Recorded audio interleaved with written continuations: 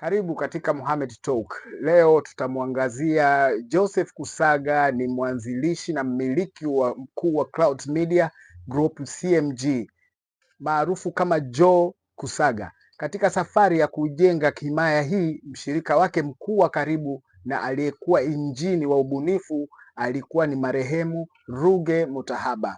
Hapa ni historia ya Joseph Kusaga na ukuaji mzima wa Clouds Media kwa urefu zaidi. Maisha ya awali na mapenzi ya burudani.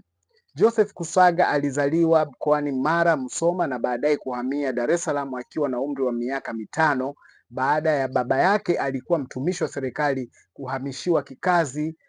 kuhamishiwa kikazi. Passion ya muziki. Tangu akiwa kijana mdogo, Joe alikuwa mpenzi mkubwa wa muziki na mitambo ya sauti. Kazi ya udj. Kabla ya kuanza redio alijulikana kama DJ Emperor. Alianza kuratibu matamasha ya kupiga disco, Clouds Disco, Mawingu Disco, akiwa bado anasoma masomo ya ufundi wa umeme electronics chuoni. Kuzaliwa kwa wazo la Clouds.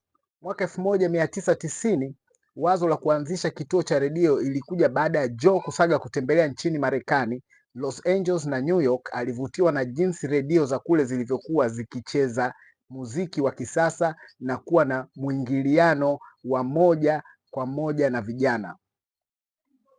Kukutana na Ruge.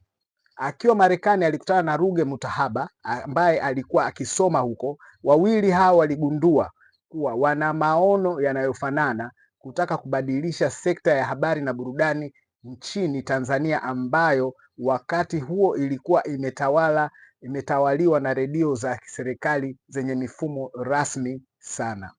Maana ya jina Clouds ni kifupi cha cool, lovable, outrageous, unique, dynamic sound. Kuanzishwa kwa Clouds FM mwaka 1998 mpaka mwaka 1999.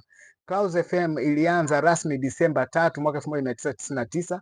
Baadhi ya kumbukumbu zinasema maandalizi yalianza mwaka 1998. Changamoto za mwanzo. Walianza kwenye studio ndogo sana, lakini walikuja na staili mpya ya utangazaji, The People Station, ambapo watangazaji waliongea lugha ya mitaani na kucheza muziki wa Bongo Flava ambao wakati huo ulikuwa na unadharaulika. Mchango wa sanaa. Clouds ndiyo iliyobeba dhamana ya kukuza wasanii wa nyumbani kupitia matamasha kama Fiesta, ambayo yamekuwa matamasha makubwa